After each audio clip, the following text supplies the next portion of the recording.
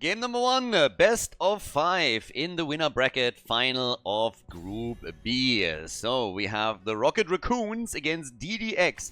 It's a little bit of a surprise that we don't have Ultralisk's team in the winner bracket final, but there were a few upsets, let's just put it like that, on day one of Group B, and A was a wild one. The Anniversary Cup continues, everybody. We have 3 more matches before the group ends. 2 teams will advance out of the group and then make their way towards the playoffs. But now we are in the winner bracket. And again, best of 5 series, no specific draft rules, nothing crazy or anything along those lines with pre-bans and whatnot. But this should still be a pretty interesting one at that. So I'm looking forward to it. There are a couple of really big surprises that already happened in the group. I'm looking over to DDX, for example, and some of the performances that we've seen from them. But even what we had from the Raccoons here with Morenas and his boys was absolutely wild. So big shout out to them already for getting this far, and one of the teams will now qualify directly for the playoffs. Well, we're starting things off with the draft. Also, a quick reminder again, guys, we have a lot of tournaments coming up. We just had the Underdog Cup, now it's the Anniversary Cup. We have more planned for after. If you want to support the esports scene in Heroes of the Storm, one of the things that you can do is support the channel. You can go to patreon.com/Khaldor and support it there. Oftentimes get asked what the best way is to support the efforts to keep the scene alive, to host more tournaments and things, and that's basically it. That's better than most of the other platforms, so if you're interested in helping out with that, I would absolutely appreciate it, and a big shout out to all of the patrons that are already doing exactly that. So cheers, thank you very much, and all of those esports tournaments that we have right now, a lot of them wouldn't be possible without you, so thank you. They're drafting actually pretty quickly. We get Garrosh and we get Malfurion for DDX. And Jojo has been locked in for the blue team. I mean, it's Tomb of the Spider Queen, so you need your wave clear, and Jojo is a fantastic source of exactly that. The Haga also quickly claimed, so with Blaze up against him, both of the teams have now a really good side laner that they can run. And now the question, of course, what are we getting as our final bans, and what is the damage going to look like? Because up to now, nobody has actually taken anything. Seems like they're not too keen on running into Genji with this. Jojo also with very good interrupts when we're talking about the delivery of gems at the turning point. Hanzo, someone that can also not interrupt but dish out damage, sets things up with his stun, have vision. So he is always a hero that will eventually get drafted on Tomb of the Spider Queen or banned out. Very rarely do we see him appear at all. Junkrat, another good example. So he would be somebody that we could expect to see here as well from one of the teams. Or at least it's a possibility. But the blue team, they are continuing with Vala and with Anduin. Okay, the cowgirl is in the house. We get Vala from Morenas. And the only thing that we have to ask with that is if we're going to see a solo Vala or if we're going to have a second damage dealer. And I mean, they have wave clear already with their 2 melees. They could go for a triple melee front if they really wanted to. Second support would probably leave them a little bit short on melees in general. But as is right now, let's see what Disciple picks. Vala definitely going to try and bring the pain here. There's Junkrat as already theorized. And we get Tigers together with it. So Tigers is in the house. It leaves us with a final pick for Tomb of the Spider Queen. Quick reminder, this is a best of 5 series. So far in the group we had best of 3s. Now we're heading into best of 5s. And let's see what exactly Disciple is going to pick for the team here. They need something that they can help Vala to dish out the damage. And they also need wave clear. They have, of course, with a lot of their heroes already. But they go for Gul'dan. That's why we have it right away. So, Tomb of the Spider Queen is set. Game number 1 in the best of 5 series. The Raccoons against the DDX. Game number 1. On the left, Disciple with Vala for the blue team. And we get the auto attack as expected. So, Creed of the Hunter is in the house. We get Scorch on Anduin. Ubi is playing the Haka, Ion on Johanna, and we get Morenas on Gul'dan. Over on the right side of the map, their opponents, DDX, with some really nice upsets that they caused in the winner bracket. We have Lopaka on Junkrat. Shizakid is playing Garrosh, Donozovsky on Malfurion, Virgil on Blaze, and Dead Inside is playing the grenade build with Tychus. Let the games begin. All eyes on Vala. Pretty nice Skinergy mount on point. Also skin and tint both on point. I like it. But Garrosh is the one that makes the first play and initiates it against Johanna. And Vala gets immediately attacked. I think she's going to be fine here. But she became the center of attention way faster than she expected. Great play here from the Haka, by the way. aiming for Malfurion, and only thanks to Garrosh was he safe. So Garrosh making the big plays for them in that situation. The blue team now with the rotation between the middle and the top. And Junkrat is already using his own mobility to sneak up towards the top side, grab those gems, and make sure that the wall doesn't suffer too many 8-point losses. As in the middle, Jojo gets again flipped around. Shizakid. Yeah, he's not skipping leg day, I can tell you that. So he's sitting here the entire time. Lift with the knees, my friend. And then, of course, you have Andrin on the other side of the equation, which immediately pulls every target out that has been delivered by Garrosh. So the two of them play their little battle here, going toe-to-toe. Well, it's definitely a World of Warcraft lore story that would fit that bill. But down at the bottom of the map, it is the red team that makes the first move towards the camp, the neutral one. We have Johanna just double-checking over here to see if maybe DDX is at their own bruiser camp, which in this case wasn't really happening. So Siege Giants instead. Blue team is pushing through the middle. 10 stacks together for Vala. Just a little bit of early game skirmishes from the two teams as they're both trying to get their gems set up. And Disciple, of course, is looking to get more stacks. He's not the only damage dealer, so if he dies a few times and loses some of that auto attack speed advantage that he has through his level 1, they will still be fine. He's not a hyper carry for the team, but he is definitely the one to deliver the single target damage in the fights later. And also gets a couple of nice multi-shots connected here. We still need to get to see another multi-shot build. Maybe at some point in Infernal Shrines we're gonna grab that, but yeah, you can do some serious damage with that too, especially if you're going up against the triple frontline, of course. So with level 4 talents, we get Indomitable. The bigger they are for Tychus. No gems turned in yet. Both teams have 32 and will soon be able to, at least theoretically, go for the first turn-in. So once again, Garrosh is coming in from the side. Gul'dan also stacking, of course. Went for the Echoed Corruption on level 1 and is currently playing that out with 8 stacks. And Vala is still dancing around Garrosh and has to be very careful here. But so far things are working out for Disciple.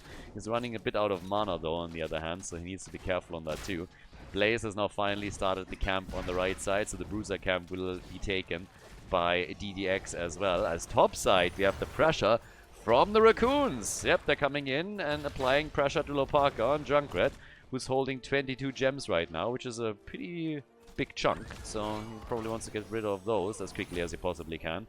We have 16 already turned in from the blue team. Both of the teams now very close to theoretically being able to facilitate a turn-in.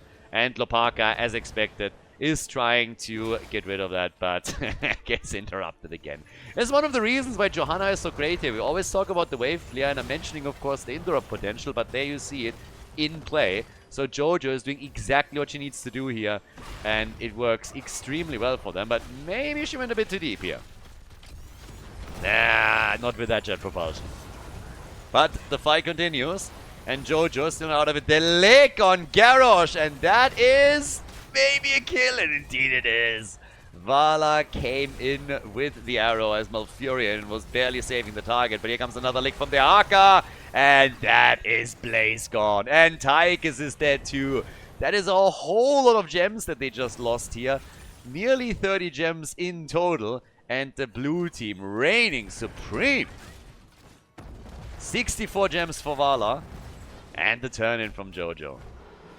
The Raccoons, fierce. And they will get the Web Weavers, and of course they now have also a 1-level lead over their opponents. Down at the bottom of the map, Dehaka still with 13. Already damaging the wall here as the Web Weavers are slowly approaching. And we have Jojo apparently topping off a bit of mana before this all starts to take place. Uh-oh, hello, Vala, not like this, no, the timing, oh my god, the timing at that moment, absolutely brutal. Oh, the Web Weavers are just showing up and Vala goes down. That's the first kill for DDX, so they are shutting down the aggression quite nicely. Gul'dan now the only real damage source for the Raccoons. Vala is back, but she still has a bit of travel time, and that allows DDX, of course, to go for the defense here in a much easier fashion. In the middle of the map, still fighting this out. Dehaka also attempting to escape now. But the Web Weaver over here is about to be defeated. The one at the top taken care of by Junkrat. And down at the bottom of the map, Blaze has already done his job as well. So level 10 is going to kick in any moment, but that was very annoying for the Raccoons. Great play by DDX though. They lost 3 heroes initially and lost gems and the objective, but then they were able to take Vala down, which also removes 5% of her auto attack speed. It's a bit of a staring contest in the bush. Oh boy. Yeah, Ubi is just sitting there. He would love to get rid of those gems, but he's also checking out what exactly is happening. And now it's Virgil who's trying to deliver the 14 gems, which will get them very, very close to a full turn-in. So, yeah, here we have it. They can also now try to go for Dehaka, but yeah, Garrosh just missed him a bit here. Rest of the blue team is obviously starting to move in as well, with level 10 abilities now on both sides. We have Rain of Vengeance immediately being used, Disciple with 72 stacks, Anduin is helping out. Garrosh was getting dangerously close to Vala, so they're starting to retreat here. Odin even popped, and they go for Gul'dan, and he gets ripped. That's the Riptire right there with a quick kill against Gul'dan, and he is gone. They're trying to chase Vala. The jet propulsion after the flip, and Vala is down. Great play again by DDX. They are making the big move, and now they get the Web Weavers as well. 3 kills to 3. So after the Raccoons initially took a lead with that triple kill that they pulled off in the middle, we now have DDX in the driver's seat, and they are going to try and do some structural damage here, as Vala is still not on the map yet. She will come back in just a moment. But so far, so good for the red team. DDX with 18,000 damage on Tychus. He's the top damage in the game. 17k for Vala, who has died twice now, and lost therefore 10% of her auto attack speed. Damage in the middle. Junkrat up at the top. So while the Web Weaver here is going to be defeated soon, it's still going to do some damage, but Junkrat at the top has been able to push through the towers very quickly, and that's a huge force here, and they need Gul'dan to take care of it. So he's immediately on the point. Jojo gets attacked as well, and it gets out with the Iron Skin, but especially Gul'dan still needs to be careful. So the fort at the top is also taking some damage. Down at the bottom of the map, Dehaka has defeated all of this with ease. They lost essentially only towers, but still, no fort has been destroyed here. So it is still very, very even between the two teams at this point in time. So not really a big problem. 21 stacks for Gul'dan, by the way. And with that, the red team goes immediately for the next mercenary camp. Talking about mercenary camps, Vala at the bottom has now also taken the siege giants and is instantly starting to vault through the wave here, activating Death Dealer and trying to weave in some additional auto attacks on Blaze. And of course attempts to secure those siege giants for as long as possible. Disciple is now sitting at 84 stacks on Vala with a level 1 talent.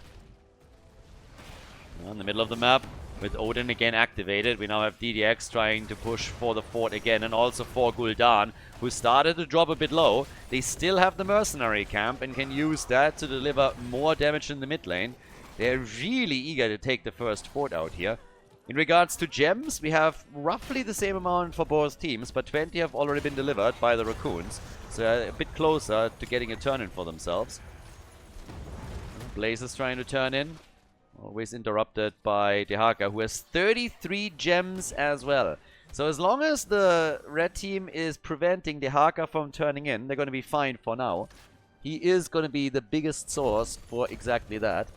But yeah, that is starting to get pretty interesting here for DDX, because they now have a chance to get their own turn in, or at least make a huge step towards it. But the battle at the bottom of the map is still centering around Dehaka and his ability or inability to get those gems delivered. So right now, Malfurion had to pop his own ult just to sustain them through the fight. And here comes the turn-in from Shizakid. He's very close, but they need a few more gems from Virgil or from Dead Inside in order to deliver. So they're trying exactly that, and this is gonna be the second Web Weaver wave for the red team. DDX, after a big setback in the early game, they now have the setup for the second Web Weaver wave. And of course, at this point, you would really be interested to make sure that you're at least getting one fort. Anything else would be a huge disappointment. Oh, If that jet propulsion connects, they get a kill. And that would be amazing for them with a push. But here comes now the Riptire from behind. Good damage on both Vala and on Gul'dan. They both have to start to retreat a bit, and that opens up an opportunity to take down the fort in the middle, which is exactly what DDX is doing. And Junkrat is already busy at the top trying to take another fort out. Big attack here in the middle. Garrosh barely makes it out of the fight, but the important part is he lives. And as Junkrat together with the Web Weavers destroys the fort at the top, this is now 2 forts gone. And at the bottom of the map, they can attempt to try and take out the third as well. And Dehaka is now sitting at 42 gems. Yeah, it's just faking the hearth. He has cancelled it, actually. They might want to go for that fight. But they cannot afford to lose Dehaka. If Dehaka falls, it's going to be an absolute disaster. This is their ticket back into the game. I mean, they are actually ahead in experience. But they are falling behind in structures, and this would be a lot easier for them to deal with if they had another Web Weaver wave soon, TM. So they're going to have a big interest on delivering with Dehaka here, which is also one of the reasons why we now have 2 heroes just sitting at the turn-in points and double-checking where exactly Dehaka is with all of those gems that he's holding. Level 16 talents are ready, and that's great for Vala. She has Manticore now. And with 114 stacks, we have 2 crest rewards, so the auto attacks, they are starting to hit hard. But she has lost some of that auto attack speed. Doesn't really change the fact, though, that she gets gift damage out. They're trying once again for Garrosh. She gets away, Bunk on the ground.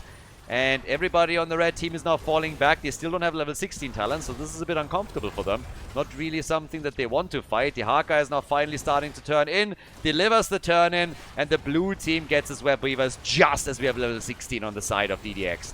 Garrosh again in trouble. Vala with the hits, and that's Gul'dan eliminating with the help of Dehaka, Malfurion in the back, and then of course Vala with a kill shot against Garrosh. So that's 2 heroes down on the side of DDX. And we have a wild one on our hands. There's going to be a wild game between the 2 teams. By the way, the Siege Giants at the bottom of the map took down the fort, so this one was destroyed too. The blue team is now making sure that they are also getting some structures removed from the map as they are breaking through the fort in the middle. But they need to do, of course, more than that, and that's exactly what they're trying here by eliminating the wall at the keep itself. We have Vala on 30. Oh, that blessed shield. Just a second too late. Vala on 36,000 damage and 42,000 for Tychus. Top side, the fort will also fall. Gul'dan is busy at the bottom of the map, so all 3 forts are now gone on the side of DDX. Which means that the Raccoons are once again drawing even in structures, but more importantly... Oh, Anduin. What are you doing over here? Praying, as usual. Praying for some skills. And, yep, he is dead. That means that we have still 4 heroes alive, and they're going to try and take the Haka down, because he is holding 26 gems. And he's just walking through them and away from them. Okay. The Haka is just like, yeah, I'm out of here. Thanks, guys. Thanks, guys. No autographs. Sorry, I'm busy. I can't. I would love to another time. See ya. And yeah, well, that's that. So the Haka does not lose a gem. Instead, he just walks through the entire team and is out of there. We have a 1-level lead still for the Raccoons. But it's, of course, a bit of an awkward situation right now. DDX has lost a lot. They were ahead and now they lost a whole lot of structures. They can get the next turn in. So that is going to potentially help them. But they also just used Odin. So that's something that they won't be able to use with the push anymore. And 2 of the lanes are also severely pushed against them. Which means that the Web Weavers have a whole lot of terrain to go through. Level 16 talents have been ready for a while now. Gul'dan therefore went for the Ruinous Affliction, but he hasn't completed his Echoed Corruption on level 1 yet. He's currently sitting at 35 stacks. And here come the Web Weavers, and I'm going to be honest, I don't think these boys are going to do too much. Yep. Spider Queens over here are going to be eliminated pretty quickly. I mean, the one in the mid lane just disappeared. Pull the Houdini right away. They're going to regain some map control. But structural damage, I don't really see it. I mean, Gul'dan just moves down to the bottom of the map, unleashes a couple of combos there. Vala the same, and that Web Weaver is already about to be destroyed. So they can easily pull that off. It's more so what happens at the top lane. This is the only Web Weaver that is still in any shape where they can theoretically break through the wall at least. So that should be possible. But there's so much wave clear on the side of the Raccoons. And they're using it. They're taking all of those minions out immediately. And that is the Web Weaver gone. So map control is all that DDX got out of this. Level 20 is nearly available now for the blue team as well. They have 43,000 damage on Vala by now. Gul'dan is sitting at 32k. And Vala now also with a Farflight Quiver. So, for DDX, that means that they need to get to level 20. They won't be able to stop that turn-in. The only question is really, yes, they're going to go for the boss too. So, they want the boss and they want the turn-in. And now it's just a matter of whether or not the blue team will have to face off against their opponents in a fight. If, despite the lack of a level 20 talent, they're going to try and pull that off. At least preventing the turn-in from happening would be something that would help. Stealing the camp away, also not too bad. So, Jojo has already sniffed that out, and they have to even let that one slide. Blessed Shield is out, and Junkrat gets the big heal. Even the Tranquility play from Malfurion to be 100% sure that he is going to survive. So we now get Web Weavers, and we have at the top also a boss pushing for the keep. And this keep is 100% gone. It's already at 50% HP, so the boss and the Web Weavers should take that down for sure. The only question still is, can they defend in the first place? Because there's going to be a tall order. There's going to be a big push coming through the middle of the map as well for the next keep. This one at the top is nearly gone, and the Web Weavers will definitely deliver the finishing blow. We have 5 kills to 4, and this is only game number 1 of the best of 5 series. So now we have the Raccoons coming in, but of course level 20 on both sides, which gives us the Lunar Shower. Not to be mistaken for Golden Shower, very, very different. Yeah, Tychus, I actually don't see it. I mean, that's now 2 keeps gone. The one at the bottom of the map also nearly falling. I mean, the blue team clearly trying to push for this now. Hoping for an opportunity, but also have to push into Commandeer Odin, which they don't want to do either. So they're trying to wait this out a little bit. But there's the flip and the drag. Vala goes down. Garrosh is actually still alive, which is insane.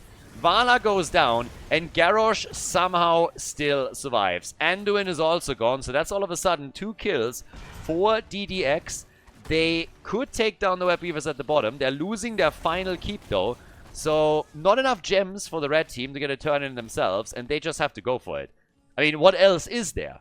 What else can you do but try to take now out some keeps? And I don't think they can actually pull this off. This is the sad news for them.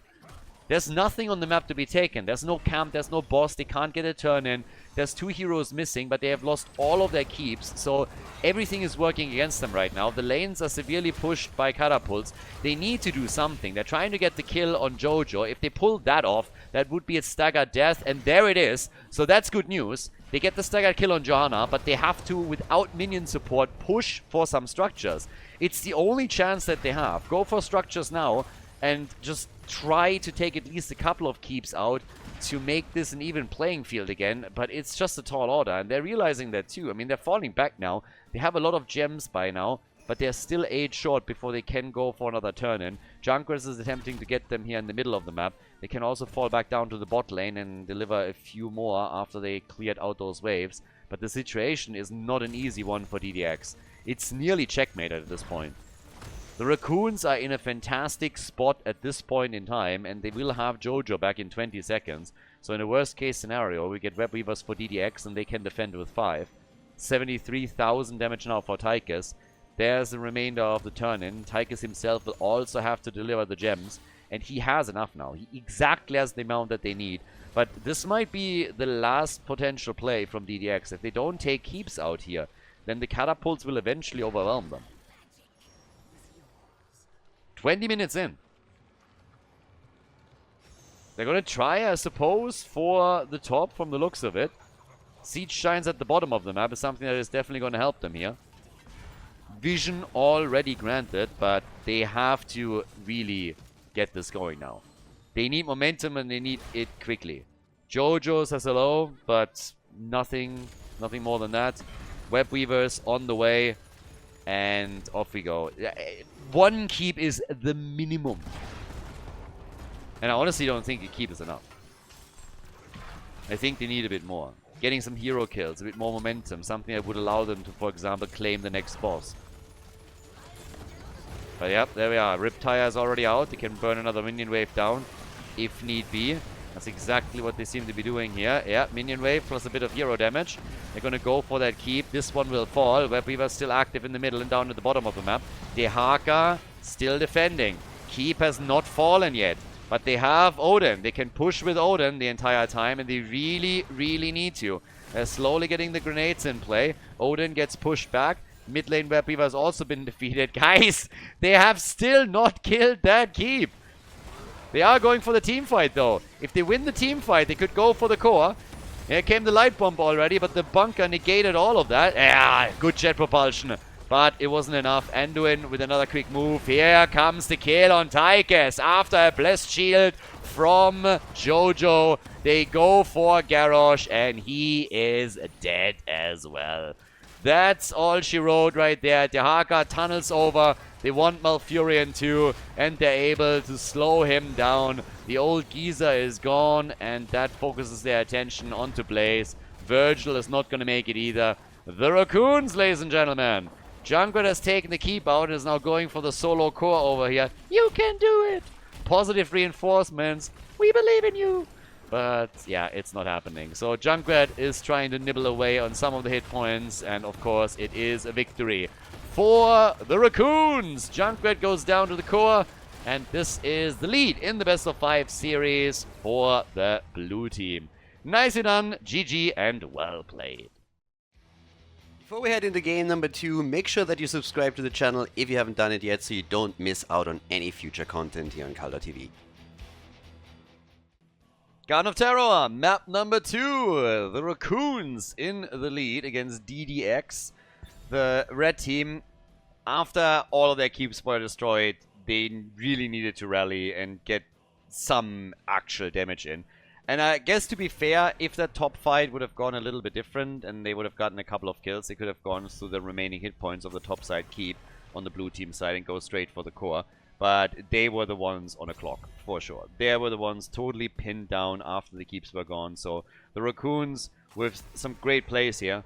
And now the question just is, can they keep that up? Can they continue to apply pressure? Is DDX just easily coming back here right now? Because it seemed for most of the map that the teams are fairly evenly matched. So game number 2 is going to give us a bit of an idea of how the power levels continue outside of just an isolated map. But it seems like a really, really strong showing from both of them. So this was one of the closer ones for sure. Now, again, quick reminder, this is the winner bracket. A team that loses here will drop down into the losers bracket and has another chance for the lower bracket run. 2 teams advance out of each group, but we also have a last chance qualifier where a couple of teams will get another chance to make it into the playoffs.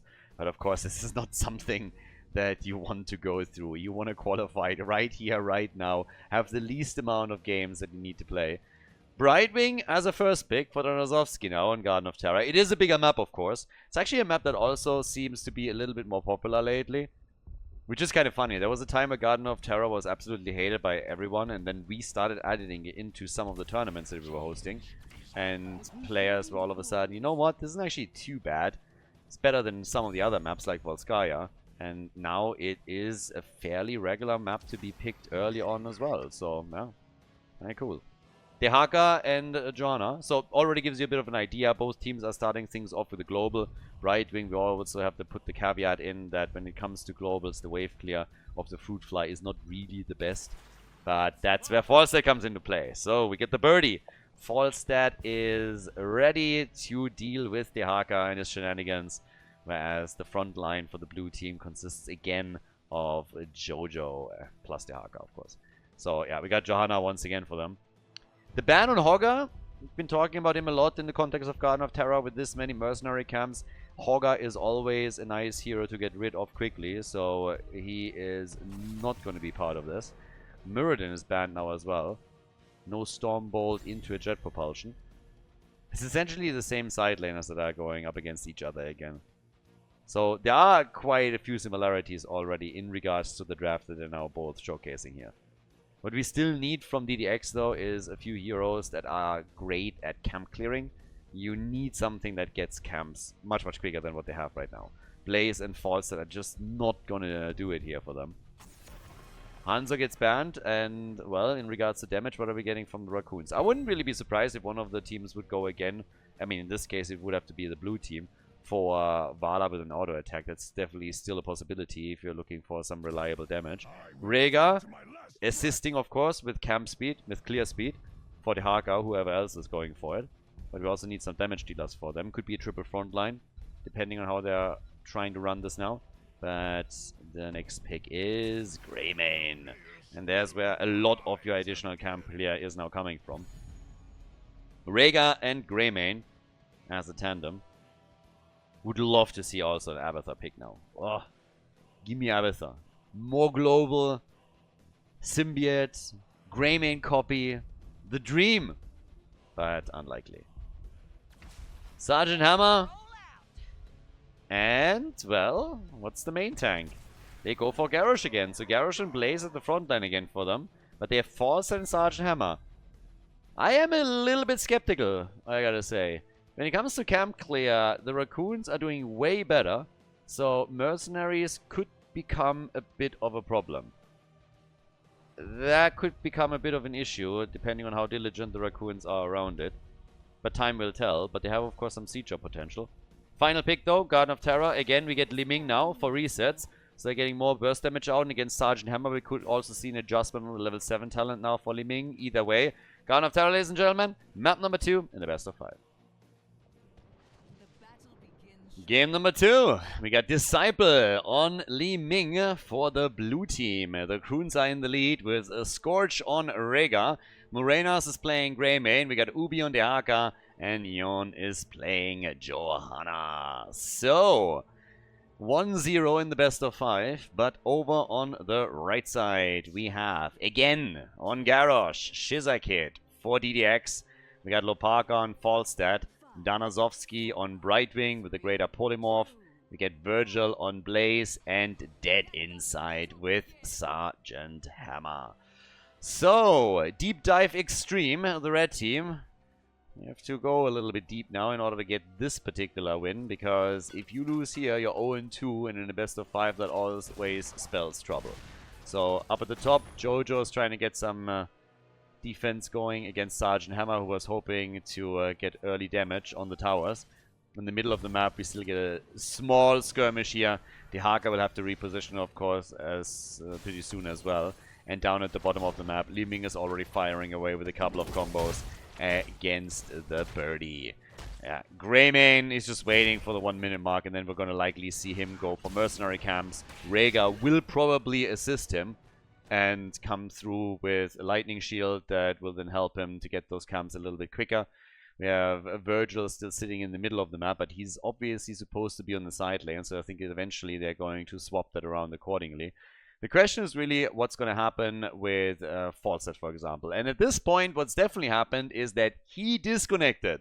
So that's bad news, but let's just hope that the birdie is going to be back in another moment. Alright, Falstad is back, so good for us and good for the game. Not quite sure what exactly happened, honestly. Oh, I can tell you what happened in the middle of the map, though. Li Ming nearly died, so that was a close one. Disciple barely survived this. But yep, Falstad is back to business. It's always the thing, when one of the players disconnects, you never really know what's going on unless the team informs you. If they're still in voice chat in Discord, then you know that they're at least online. But if the player just disappears completely, then it could be anything. From the PC just blue screening, from internet dropping, or full power outage like we had the other day in Spain. Which was actually a bit wild here, honestly. If you lose power completely and also cell service, it feels strange. I mean, I grew up in a time where cell phones weren't a thing. They were just coming in. I think I had my first cell phone contract when I was 18. But it's still a little bit... 18, 16? I can't even remember. But it's still a little bit crazy when you think about it, because nowadays you're just so reliant on that. And back in the days, you know, it was just the most normal thing. But now if all of a sudden cell phone service is gone and internet is gone, you're just sitting there and you're like, uh-oh. So yeah, felt a little bit surreal for sure. Rega also getting bullied around, and he's the first kill in the game. So DDX is starting things off with first blood in map number 2. By now we have the mid lane experiencing some extra damage though, thanks to the camp here. And Greymane is now getting those camps. And camp clear has so far worked out for DDX too. I mean, there are Falstad now pushing up at the top of the mercenary camp. Dehaka himself also already with Siege Giants that assist him here. No seeds have been taken yet, but down at the bottom of the map we are seeing Sergeant Hammer do some solid work with the help of the Siege Giants and Garrosh that is shielding all of this. So they are getting that wall destroyed. Dehaka at the top gets killed by Falstad and Brightwing. Was apparently expecting to fight a solo, and then Brightwing came in and helped Falstad out. So that turned it around on Dehaka pretty quickly. With level 4 talents, we have the regenerative Biosteel, by the way, for some extra sustain on the lane for Sergeant Hammer. And with level 7 talents kicking in, we're also soon going to see what exactly Li Ming is going to do here. Traditional build with simply heading into Calamity, or are we going to get an adjustment to just try and aim for Sergeant Hammer throughout all of this, with the Seeker being added? Now, on level 4, we get Subdue for Johanna, and they want the birdie at the top. Lopaka is playing this very, very slow here, not making any nasty moves yet, and Greymane already showed, so they're going to be fine here. But yeah, Falstad, they were definitely hoping that he would step out a bit too far and that they could take him. But that wasn't the case. So now with level 7 talents, we get the Gambit. We have Feeding Frenzy, Calamity for Li Ming. Garrosh was hoping for another kill here and couldn't. And now that they have the top lane all alone, Greymane could in Worgen form just get one of the towers destroyed mega quickly. It's 2 kills to 0 in the game. Li Ming still against Sergeant Hammer down at the bottom of the map, and Hammer of course now with the mobility thanks to Hover Siege mode. But the seeds still up on the map, and as we oftentimes see on Garden of Terror, very delayed. No real focus onto the siege just yet, really just delaying this for as long as they can. And they are able to push and be more aggressive. I mean, just look at all the value that Sergeant Hammer is already getting down at the bottom of the map. Every time the Disciple is even moving into range, she immediately gets met by some auto attacks. Seed is now finally taken. This is the first one, so 4.5 minutes into the game. But for the blue team, this is a little bit annoying. They haven't really been able to do too much structural damage. We have Dehaka now up at the top, going off against 2 again. Down here though, can they maybe go for Garrosh? Garrosh gets attacked. The heal is too late, and Garrosh is dead. Kill number 1 for the Raccoons. And they want to get those Siege Giants. So Blaze is saying hello here. Provides some vision for Sergeant Hammer. The blind is out and they just take the camp. Blaze is not making the mistake of actually engaging into a fight. That would very quickly turn into his potential death. Not interested.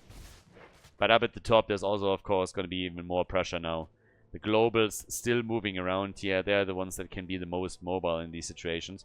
We have level 10 abilities about to kick in.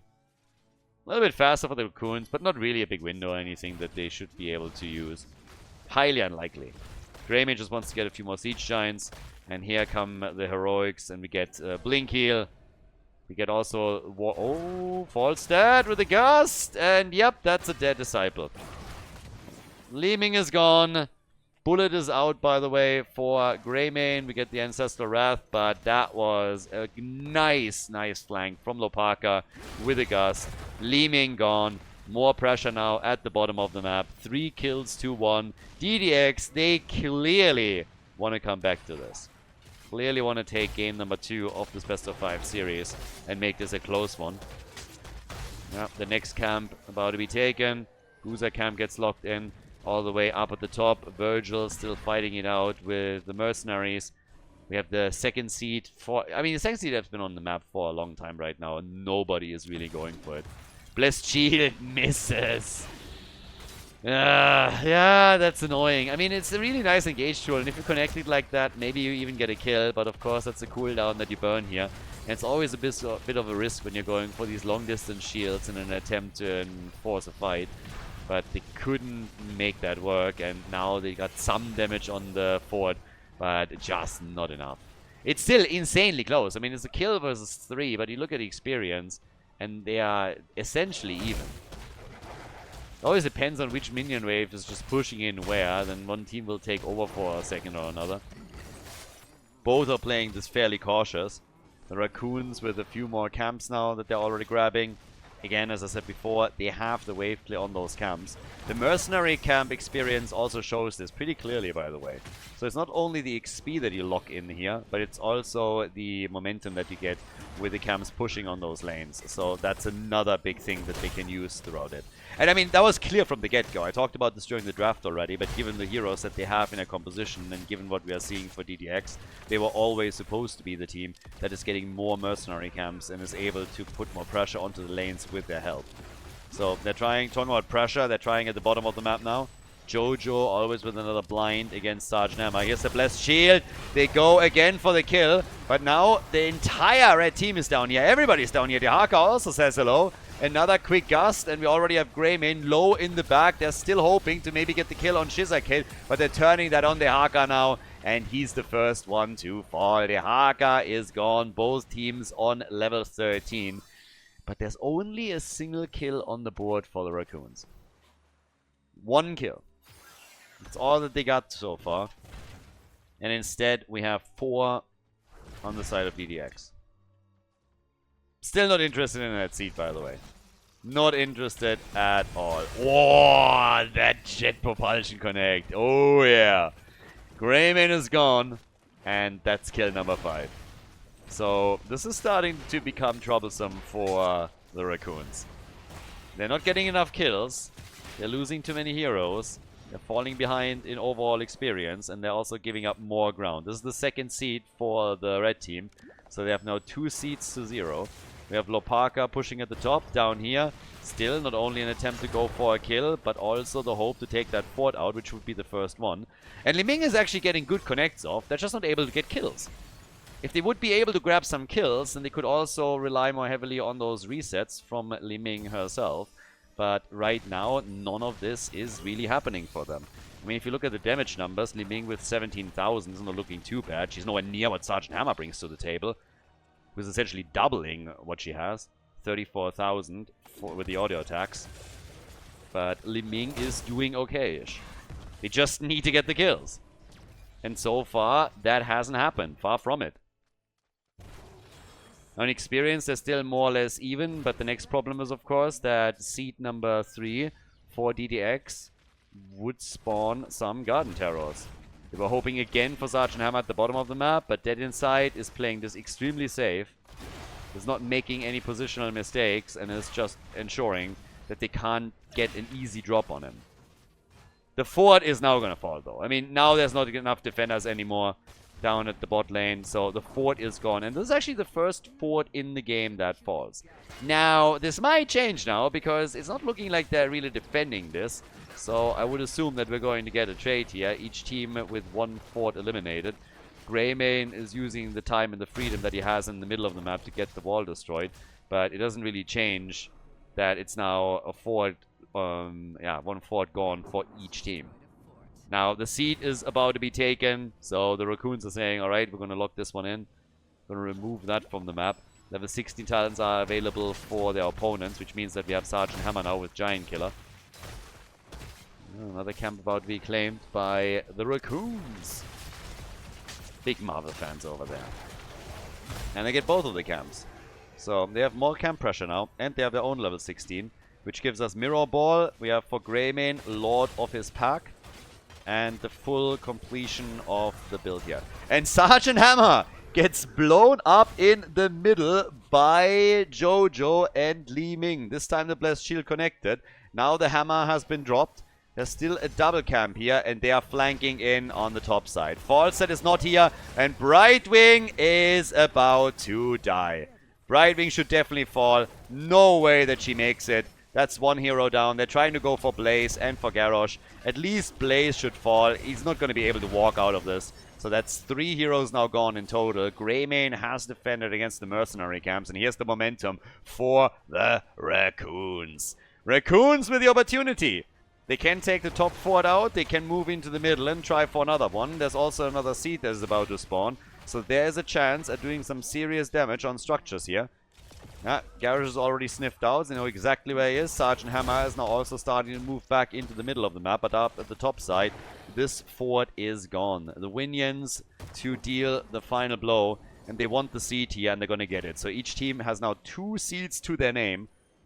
And we have a lead in experience for the blue team, for the Raccoons. And the final fort also is going to get attacked at least a little bit. Don't think they can take it down now. But a few more volleys from Li Ming, for example. It's always kind of nice. Nice, free and easy damage for them. So yeah, not too bad. Has to stay away from Garrosh a little bit. But the fort is dropping low. And let's not forget that the next seed is actually spawning Garden Terrors for whichever team takes it. And there will be a seed in the middle of the map. So we'll see who makes the play for it. They're stealing mercenary camps now away too. Yeah, bunker up already from DDX. Pretty early here. And of course, now that most of the forts, or a lot of the forts on the map are gone, that also means that we're going to see more of a play with the globals trying to push the lanes out. In the middle again, same move. Trying to take that fort out slowly. But here comes the jet propulsion. Nah, not yet. Virgil is looking for it. The long distance lick. Nice. Isolation. And he barely gets out of the fight. Brightwing saving the day. And here comes the gust. Li Ming on the run. Needs a heal. Gets a heal. And moves out of the battle. Both of the teams with some nice little plays as they're trying to get the kill before the seed spawns. Now it's up, and now we're going to see which team gets the first objective here on Garden of Terror. 45,000 damage for Sergeant Hammer, and we have 30,000 for Li Ming. So once again, another interrupt, and that's a kill. The Ancestral, too late to save Greymane. And I think they will have to accept the Garden Terrors facing off against them. I don't think they can stop this, and they're not even trying anymore. This would be just inviting too much trouble. So Garden Terrors in game number 2 spawn first for the red team. DDX with the big plant now. Honestly, if I was a Heroes of the Storm character, Garden Terrors would not be a problem for me. I have what's called a black thumb. I can kill anything that is green and lives. So that would be no problem for me whatsoever. They would wilt away within seconds. I would actually love, by the way, if we had heroes that were specifically strong on certain maps, that had like special abilities against like Garden Terrors or objectives that spawn. That, on the other hand, was a beautiful play with some traditional heroes. Falsa with a double kill, and all of a sudden things are falling apart for the Raccoons. That was a big one. Double kill on Li Ming and Joanna, and Greyman is just now coming back. Yeah, that hurts. That was a defense that was absolutely possible. And now what we're getting instead is a level 20 talent, and the first keeps being destroyed by DDX, and they might even try to go for the core here, considering that there's still 38 seconds until we are having Joanna back in business. So that was quick. Beautifully executed kill. Falstad by now also with Epic Mount as is 20. So they're trying whatever they can to defend here, but Sergeant Hammer is of course also trying to just take the shield away, take the core out. There's 15 seconds for Li Ming to come back. They're being pushed back just a bit, but now the Haka is gone. That's the end of Greymane, and that is the end of game number 2. The Raccoons, ladies and gentlemen, with the victory in game number 2. The series is tied as the red team takes the W on Garden of Terror. GG. Well played.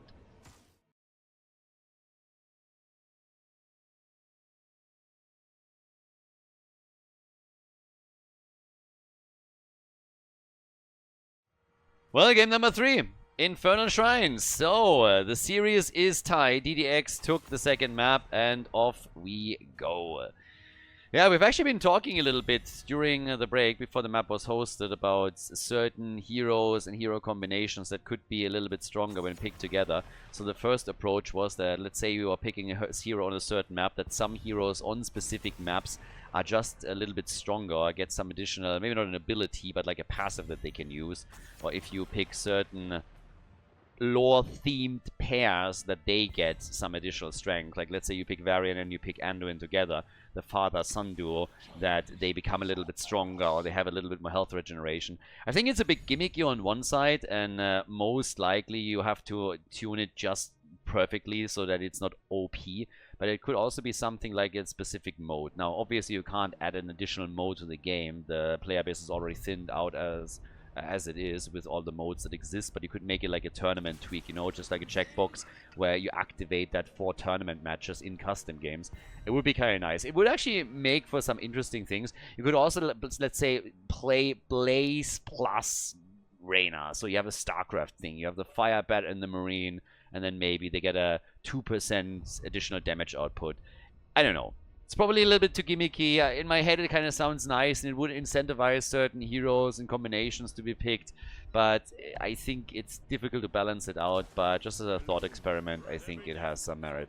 But there are certainly other combos that you can come up with, which would also be pretty interesting and cool to see together, incentivized by something like that, because right now they're just not strong enough individually. So we get the Haka for game number 3. Again, this is totally normal draft right now. We have Dehaka, Malfurion, and Hanzo on the side of the Raccoons, and then on the right, Johanna and Blaze, always in true and tried combo, which is traditionally incredibly strong. With this being Infernal Shrines, we have an additional ban on Diablos, so no bullying people around and throw them into walls. Genji also banned out. He minded Anduin was up as well, so he could have gone for the combo there too. But we need some damage, and we need AoE, so you could go with the mage route. Gul'dan as a mage, Mephisto as a mage would always be quite nice. If you want to go for one of the two, you would get a lot. Junkrat, of course, another option that you can always play on Infernal Shrines. We got Rega and Sylvanas to start things off with, though. And then over on the left side, the final 2 picks. I mean, we're still missing a main tank for the blue team. And we're also missing a second damage dealer. Hanzo is a nice addition, but he's definitely not going to be enough to let them claim a shrine. Could also go for a triple melee, of course. We have seen other teams, Dark Mox, for example, to play a lot with Sonya if they want to take control. And there's Malthael and we get Tyrael. So a triple melee is in play. Malthael is going to help them with additional shrine control. Tyrael also with the sanctification can keep them on the point longer, which leaves us with DDX and the final pick for game number 3 in the best of 5 series. Not the last map. Somebody's going to take the lead here, but they won't be able to win the series outright here in the winner bracket final of Group B at the Anniversary Cup. And our final pick is Zeratul. Ladies and gentlemen, stage is set, and we're heading straight into game number 3. Game number 3, we are on Infernal Shrines, and on the left we have Morenas for the Raccoons with Hanzo. We get Ubi on Dehaka. Yeah, seen that before. So our man definitely likes this Dehaka, no doubt about it. Is that the 3rd time in a row that he's now playing Dehaka? I'm not 100% certain what exactly he played on last map, but if I am, I think this is 3rd time, right? Disciple on Malthael, we got Scourge on Malfurion, and Yon is playing Tyrael. Over on the right side of the map, we got DDX with Lopaka on Sylvanas, we got Shizakid on Johanna, dead inside with Zeratul. You have to be dead inside in order to play a Protoss voluntarily. And we get Dana Zovsky on Rega, Lopaka on Sylvanas, Virgil with Blaze. And off we go. We're on level 1. We're getting Fear the Reaper. I actually kind of like a lot of the themed stuff around Malthael, I have to admit. I think there could be also a lot more cool skins for Malthael. I mean, we have a couple of really good ones already, but still. So, right now, the big drop towards the top, and poor Dehaka has found some friends, apparently. Makes it past the gate, though, and survives it. Not bad. Yep, not bad. That was pretty sweet. So, yep, that was actually a pretty nice escape by Dehaka. I mean, we had a couple of really crazy escapes by him earlier. When you think, for example, about Tomb of the Spider Queen, where he just walked through the entire opponent's team, it was just like, I'm out of here. Not interested, but thanks, boys. So, Shizakid, in the meantime, making his moves through the bot lane minion wave. Side laning, essentially, and off at the top, actually getting Hanzo. Yeah, he's dead.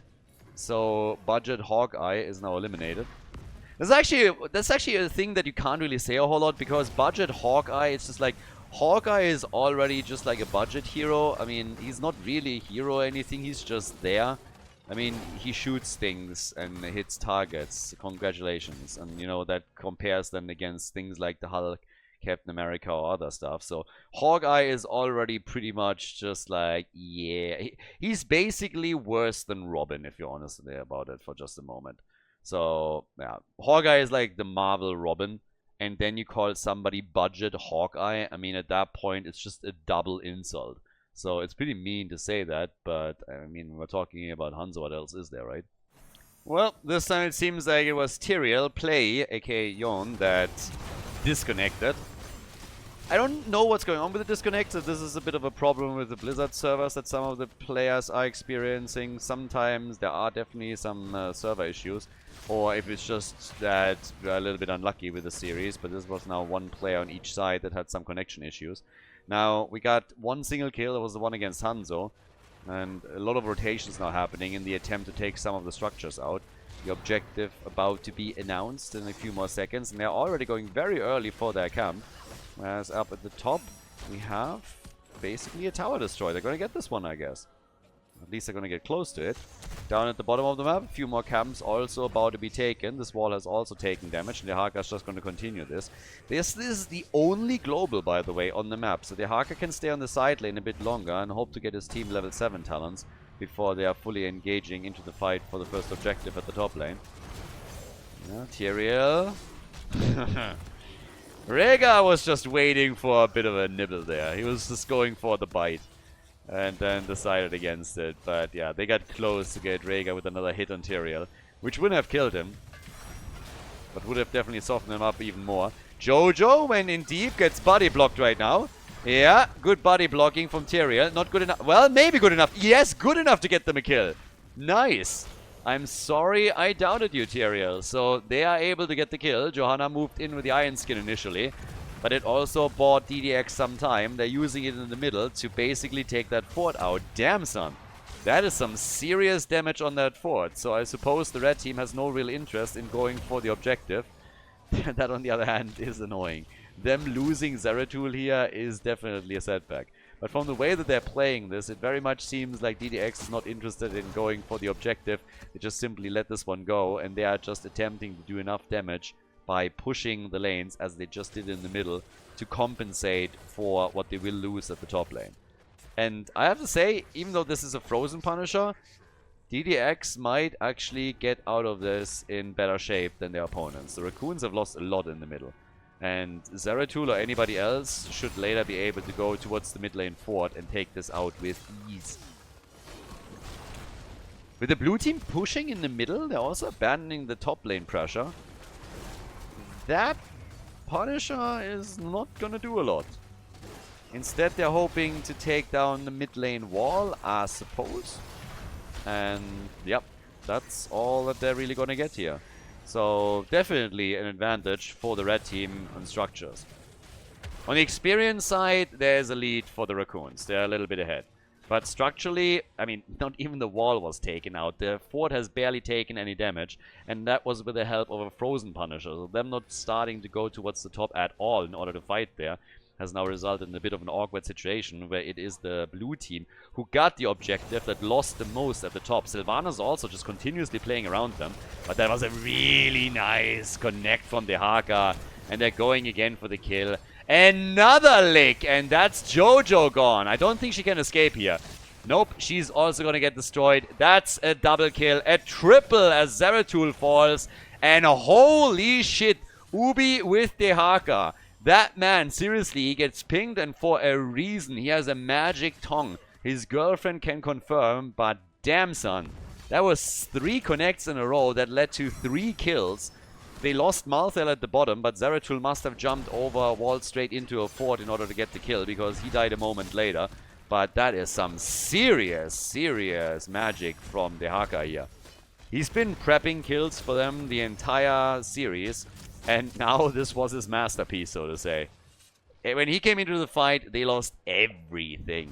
Now they have level 11, the opponent doesn't even have level 10 yet. We have for Malthael, of course, Last Rites. We get Twilight Dream. The red team is now also coming in with the level 10 abilities. No surprises there either. Might of the Nerazim, that was obviously a given, considering the build that Zeratul is going for here. And yeah, Now the... Oh, Bliss Shield again. And Malthael escapes. Arrow from Hans, on the other hand, hits hard. Malthael, there's the ult. And he gets the last right stack. Rhaegar is gone. 7 kills to 2. And Rocket Raccoons, ladies and gentlemen. They are getting momentum. And a lot of it. Here he comes again. And, well, this time the bunker was ready. But that's not the Arka's fault. That is not the Arka's fault. No, no, no, no, no. The man with the magic tongue. Now, Blaze, he topped off at the fountain. And another camp is about to be lost. So, all the way up at the top, the Arka is now just doing his rounds and taking a few more mercenaries and, of course, also minions out. But we have the objective up at the bottom of the map. 20 seconds until he activates, and the red team will get a problem as they are fighting for it, because if they really want to battle into the shrine, then they have to face off against the level 30 talent advantage on the other side.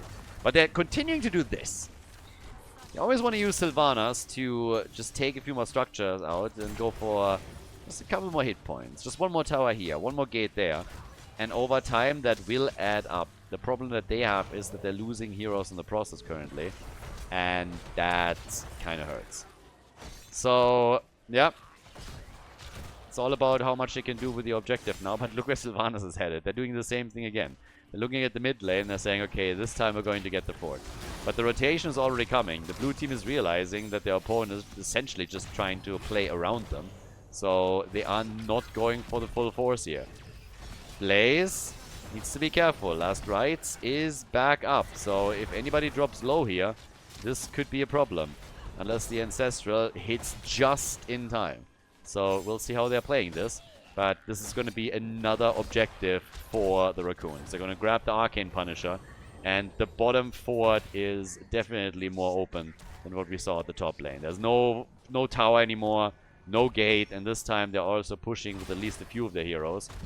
Jump already procced, and they're baiting it in, but the Arcane Sentries are going to help. The Punisher, for just a second, a little bit confused. Didn't really know where to go here, apparently. But here comes the entire team now, as they are trying to take that out. The Haka is missing. The Haka, of course, the man of the hour, the man of the match. And he's soon going to join. Pushes out another wave at the top. And apparently is moving towards the mid lane right now and hopes to go for Zeratul. Ah, he missed one! Okay, that was an elusive target. We're going to let that one slide. I feel I need to apologize that I caught that on camera, actually. 2-level advantage for the Raccoons. 7 kills to 2. Still not a single fort that has been destroyed. A lot of forts have been damaged, some of them severely. This one has been on low HP ever since, I don't know, the 4-minute mark or something. But it still hasn't been taken out. Malthael straight up going for the next camp. He's now sitting at 12,000, 13,000 hero damage.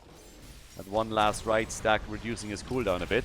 31,000 damage for Hanzo. Big hits. Wailing Arrow again. But Sanctification is in play too, and that is the end of Zeratul. He's not the only one to fall. Rhaegar dies as well. Another last right stack also for Malthael, and now they're chasing the entire team here. Tyrael is running out of mana though, but they try to go for Sylvanas. And Sylvanas plus Jojo are both on the run. Sylvanas falls. It is a triple kill, and now it is cleanup time. Not only the fort at the bottom of the map is going to fall, Tyrael's actually going to die here. Tyrael dies to the fort. Alright. Another camp is claimed, and I actually expected them to go for the fort in the middle of the map as well. But Disciple just went and took the mercenary camp away.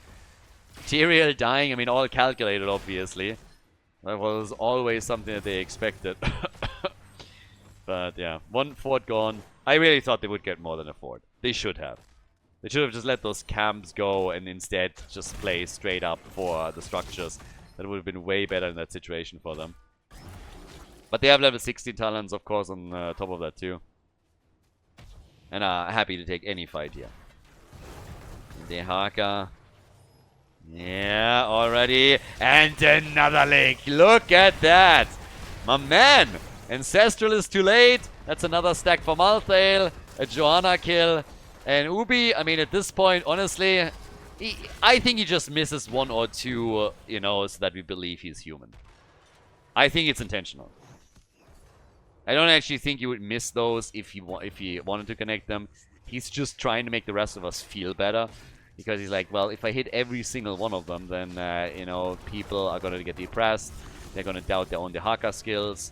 It's going to be a whole thing. And I can't be responsible for that. So every now and then, I'll just work one in where I don't hit the spot right away. Just so that other people feel a little bit about themselves. And honestly, I can appreciate that. I think that's a good way to approach this. So he goes for some balance. And it's appreciated. Thank you. Now, 3 kills to 11.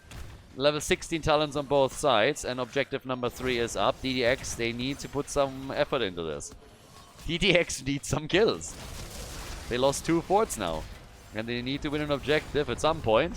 Yeah, Malthael is already jumping back out. Sanctification had to be used, though, so that is a little bit annoying. Blessed Shield, arrow from Hanzo, though, and Malthael dies. Was not able to get the last rights out. Fantastic arrow from Sylvanas once more. But the team gets rooted into place again from Malfurion. And they're all insanely low. But it seems like they can actually get out of this. Sylvanas wants more kills and nearly gets them. Dehaka! Yep, you have to account for Dehaka. Lopaka gets killed. Dehaka with another one is just like, guys, I missed a few on purpose. But I'm not going to miss these. And now they're going for a Jojo kill on top of that as well. So that's a double kill for them. They're trading with a really good ratio for themselves here. The fort at the top has also fallen to the mercenary camp. And now the objective being still up is about to be claimed again by the Raccoons. They're doing an amazing job in game number 3. Absolutely amazing job. And now Zeratul barely makes it over that wall and escapes. But they're trying to soften that up. It's actually kind of wild that they don't have anybody on the shrine to get the objective. They want level 20, of course, with this as well, and they're prepping for the top lane pressure later. But they have still not taken this. They got all the time in the world, on the other hand, and it's Malthael is making his way slowly over towards the shrine. But there's more camps to be stolen away as well. Talking about damage, 61,000 now for Hanzo. Dehaka, 24,000. He's actually the second highest damage dealer on the team, higher than Malthael. And then we have Sylvanas with 38,000. As the top dog for the red team. Blaze, interestingly enough, the only one on the side of DDX that has not fallen yet. He's the only one that hasn't died yet. Now Sylph is dealing with the top lane pressure with the camp. But it is the mid lane where they have to pay the most attention to. Because now level 20 talents are of course ready.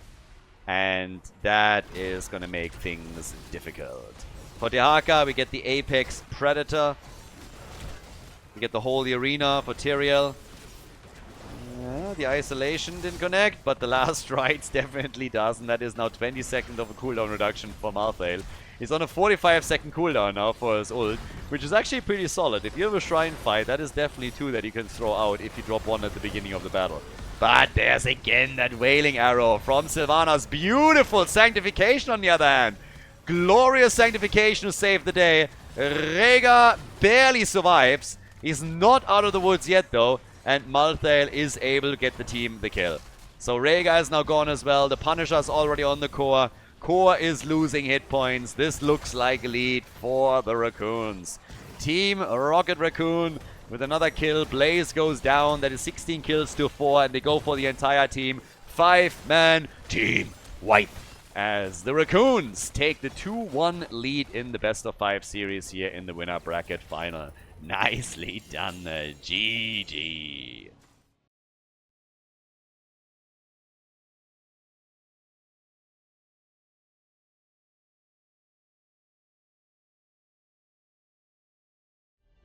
Game number 4, match point number 1. So we're going to Sky Temple. Brightwing gets immediately banned. That is not the global that I want to see banned. Actually, I don't want to see the Haka banned, but I have a feeling that it could happen. We have Sky Temple now with a Hogger ban, and honestly, the Raccoons are going to go for the Haka again if they can. Ubi is going to play the Haka again. You know it's going to happen. I know it's going to happen. The only ways this isn't going to be a thing is if he gets banned or picked away.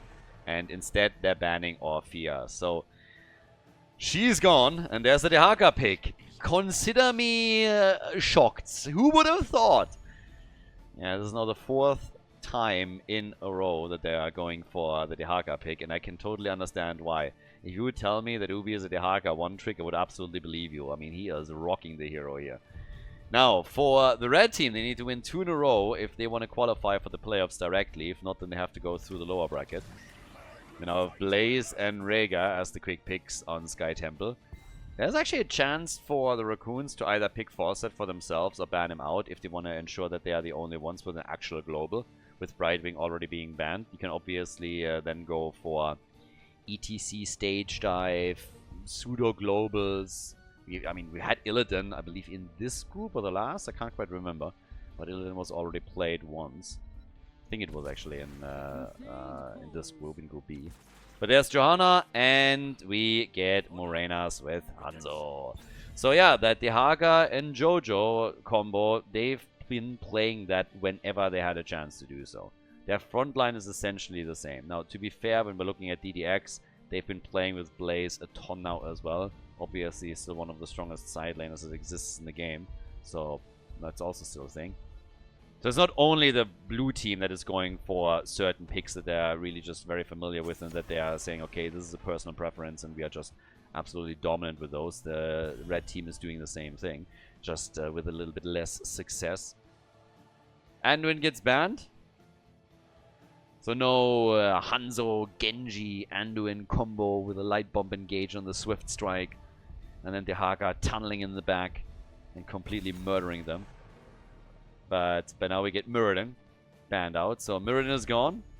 No Stormbolt into Connect, but on Sky Temple, I mean, again, we've seen them previously also with Garrosh, for example. So you could do the same here. But I'm a bit more interested in what the damage dealers are going to be. Specifically when we're talking about this being a map where globals can be quite strong. So is Forts are going to be a thing for them? Or are they just going to let that slide and deal with the Haka somewhere else? Greymane and Garrosh. So Garrosh again as the frontliner for them. And we get the Wolf pack, Rega and Greymane. That leaves us with a final pick that could be Falstad if they want a global, if they're looking for utility here. And for the blue team, we need the healer, and we also need an additional damage dealer for them. Sky Temple can be a little bit scripted, but again, if you can do structural damage, it's always nicer. That's what Greymane is for on the other side, and why Sylvanas is banned. Cassia and Malfurion. Alright, so the geezer with the green beard appears once again.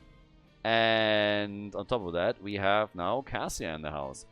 Well, it is match point number 1, and we get the Vikings. Nice. I was hoping for a bit of an X-Factor pick, and that's exactly what we're getting. DDX with the Vikings in game number 4. Sky Temple, ladies and gentlemen. Let's go. The first match point. The Rocket Raccoons with a 2-1 lead in the best of 5. Over on the left side, we have Disciple with Hanzo. Ubi is playing Dehaka. Shocker, I know. Scourge on Malfurion, and we get Morenas with Cassia. I like Thunderstroke. It's always nice if you have something, you know, to count up a bit and see how the late game impact just rises as the fights continue. So Cassia is going to try and boost the damage here a bit. Yon on Johanna. Over on the right side, we got DDX right now with Lopaka on Greymane. Olaf the Stout for the Vikings as the first talent pick by Dead Inside. We get Virgil on Blaze, Shizakid on Garrosh, and Danazovsky with Rega. So, let's go. Which team is gonna take this one? Do we have the first team to qualify out of Group B for the playoffs? Or are we going the full distance and we'll go to game number 5? Now, if you play Vikings, you obviously want a very strong 4-man, which is exactly what they're currently doing here. So they have the 4-man sitting up at the top. Olaf just chilling. Doesn't really care about anything. He's just sitting there and is like, yeah, I don't care. But that is some poor Viking control. That was very telegraphed, and I think he just forgot about the Viking. He just forgot where it was sitting. So there's some free stacks for Cassia and Olaf being taken out. No love for Olaf. I mean, honestly, if you want to have any of them active, then it's Olaf. He can lose a pound or two. But here comes the second kill, and this time it's against an actual hero. So now Greymane is gone. That is not the start that DDX wanted to have in this game. We'll see how the Vikings play out for them as this continues. But, of course, the Raccoons would love nothing more but take a victory here on Sky Temple. qualify for the playoffs, and then just be done for the day. It's DDX that would then drop down into the lower bracket and have to give it another shot in the loser bracket final later. But yeah, we're jumping at just a little bit here. Now, camps are taken, siege giants are claimed. The only one that's still missing is the siege giants over on the right side. They have so far not been taken. I am just now realizing that they actually have the raccoon mount. All of them! Oh my god! Amazing! Nobody has pointed it out until now. They all have the same mount. That is incredible. I have not seen this yet. I didn't notice it. Beautiful. Rocket raccoons all with the same mount here. Fantastic. That's some extra points right there. Bonus points, for sure. So they have, honestly, they've already won at least my heart. So that's amazing. That, on the other hand, Ubi, yeah, he's just like toying with them a little bit right now. He's throwing in the occasional miss just to make them second guess themselves. I don't think he expected Eric to not move at all. But yeah, okay, it's incredible that they're all using the same mount. That is a round of applause. Round of applause for them. Well-deserved. Thumbs up. Big thumbs up from me. Grayman was the only real kill that we had so far. By now, we have, of course, still just a few couple of fights happening over the temples that will spawn in a few seconds. 12 stacks for Cassia, by the way. And she's trying to add a few more up at the top against Blaze. And they're taking some of the towers out already. So one tower down and hit points lost on the second, plus the gate itself. With Cassia taking over, that's currently the best chance that they have to actually take a fort out.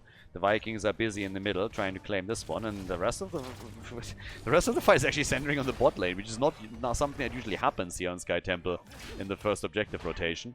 So, yeah, Garrosh is just simply blocking all of this off, but they are going for an even trade here.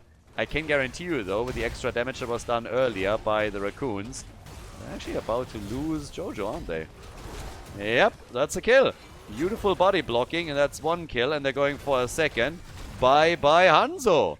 So Hanzo is now destroyed as well, but Jojo was at least able to destroy the top side fort. They did damage earlier before they even claimed the temple, and now with the extra shots and the extra damage from that, they are able to take this one out.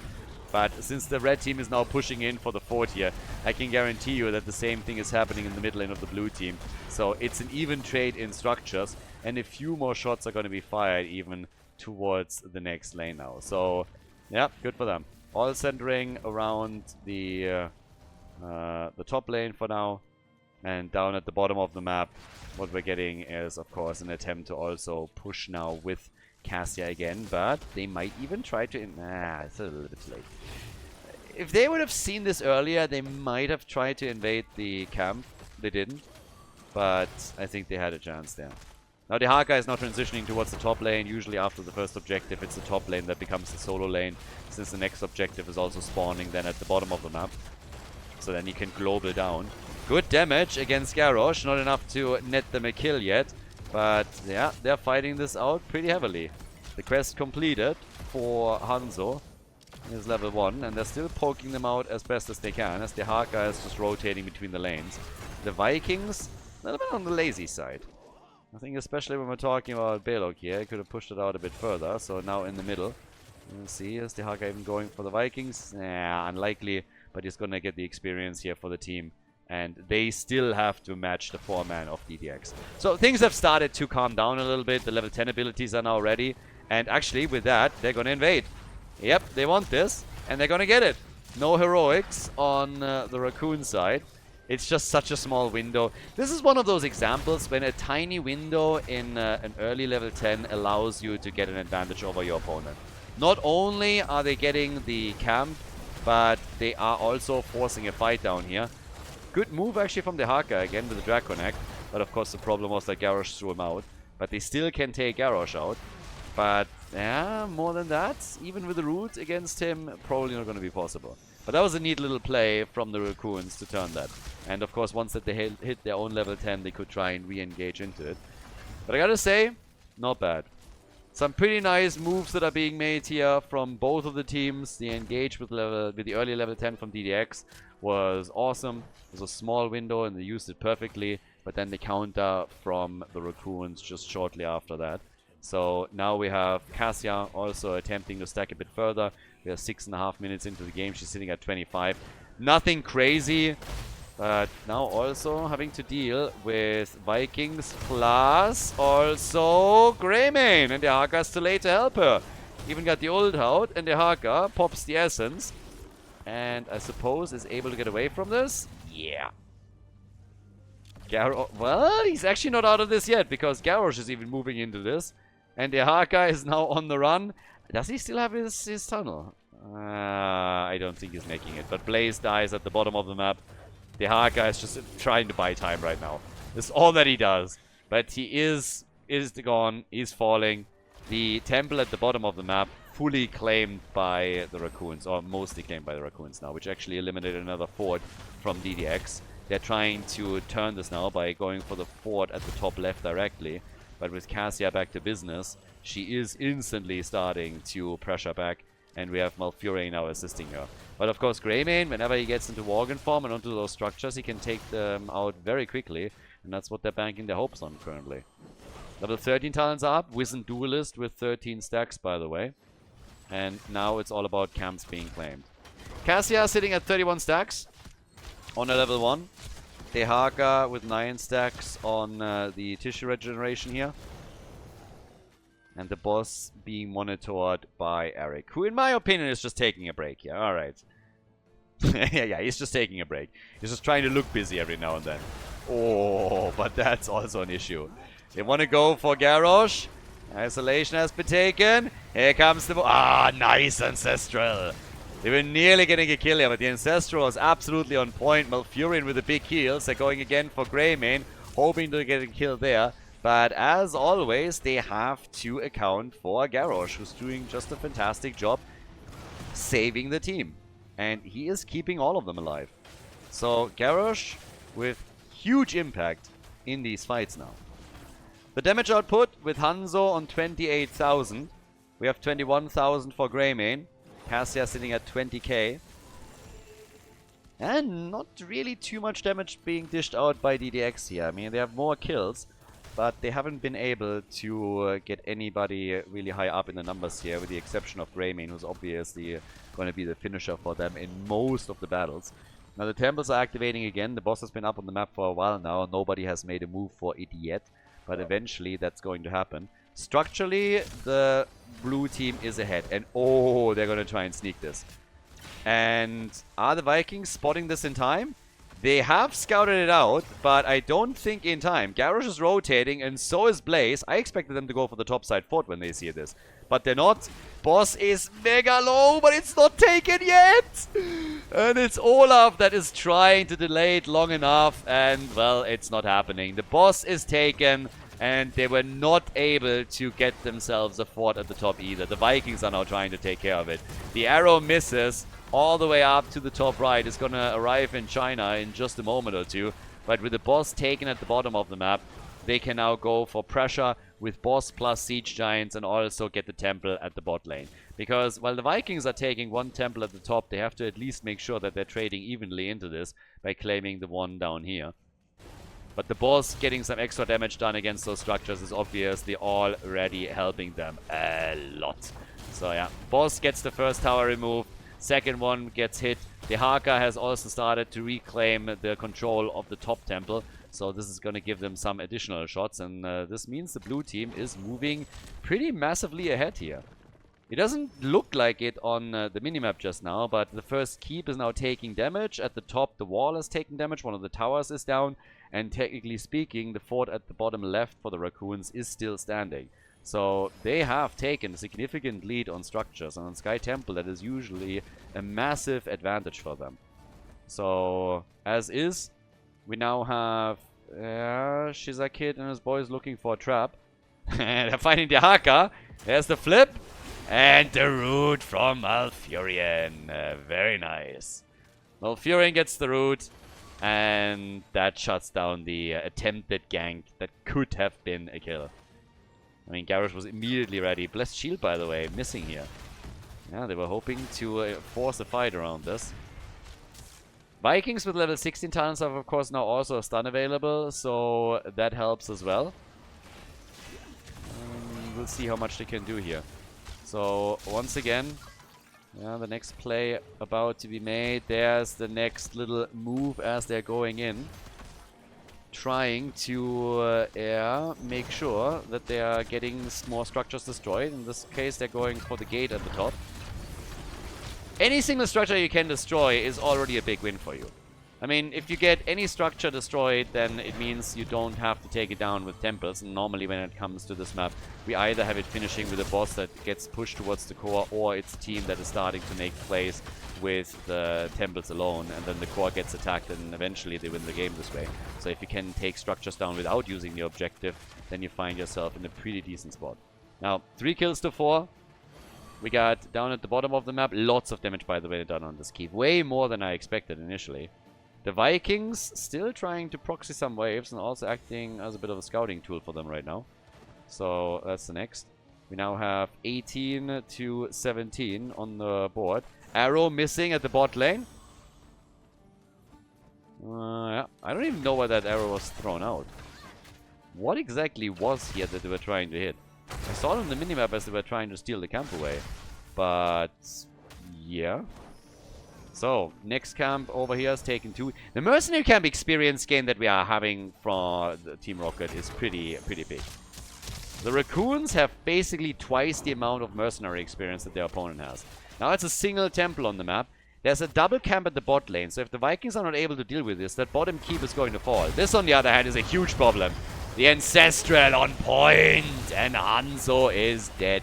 Hanzo is gone. They go for Malfurion. He gets stunned out and killed by the Vikings. That's a double kill right there. The Haka trying to escape. Jojo is running away. Cassia is on the move right now. The only good thing for them is that there's catapults now. I'm sorry, not catapults, but siege giants at the bot lane. But Cassia is now also gone, and this is all of a sudden DDX with a half-level lead. Closing in on level 20. Jojo survives, but more structures are about to be taken. The Vikings take the shrine, and down here, Balog is going to defend this as best as he can. I'm not sure if he can save the keep, though. I think the keep might fall, but they are really trying to take the keep out up at the top side. So the bottom keep might actually fall to Balog, but there's another minion wave now coming in too. No, Balog is still defending it, so I think he has it, but was still clutch. Fantastic for DDX. Absolutely great for them. And one of the things that was definitely missing in that last fight was also Hanzo's arrow. I still wish I would have seen what exactly happened there. If he just fat-fingered his keys and accidentally unleashed an arrow where he didn't really want to. Or if there was really a target somewhere that he was attempting to hit but didn't. But it didn't look like it. The arrow moved towards the bottom right and they were on the camp. So I really think he just fat-fingered it. Now, for the blue team, this means that all of a sudden, they might not be behind in structures, but they're definitely very even. It's level 20 for both teams now, on the other hand. So this makes it quite interesting. This is all up in the air now. Vikings with a lot of map control still for the red team. We got Bullseye now on 20. The Contagion. We got Rockstopper. And we got Radiating Faith. So, at this point, it's a battle about the boss, as it seems. The Haka is still at the top. Boss gets actually triggered. But as long as they have the Haka at the top, they're still going to be in a pretty decent spot here. They're going to push the lanes out a bit further, try to get some damage gone. Hanzo is at the bottom of the map. He's trying to deal with the Vikings. Could also, of course, get another arrow connected towards the middle. Balog was successfully killed. The Haka is in. The arrow again missing. The arrow going through the entire team, but they get the kill on Greymane, and that's the main damage dealer gone, and a lick on the doggy.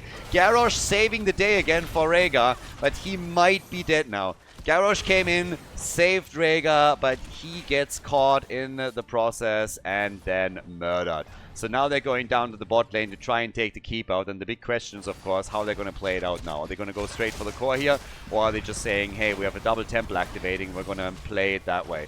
They want to end the game. They have the Vikings, Rhaegar and Blaze against them, and they think they have a chance to go for the core directly without Greymane and Garrosh being a thing. But Hanzo gets killed! Hanzo is down. The Ancestral on Rhaegar as he survives, gets licked and then killed a moment later. But they're buying time. They're buying time for Greymane. But the core is losing hit points. And they need to go for the core eventually here if they really want to have a shot. And this is exactly what they're currently trying to do. 8 more seconds until Greymane is back to business. They're trying the route against Blaze. They're going for the core. 40%, 30, 20. And this just has to be it. Rhaegar is back, but it's too late. A victory for the Raccoons, ladies and gentlemen. They move on to the playoffs. And DDX is sent down into the losers bracket. GG.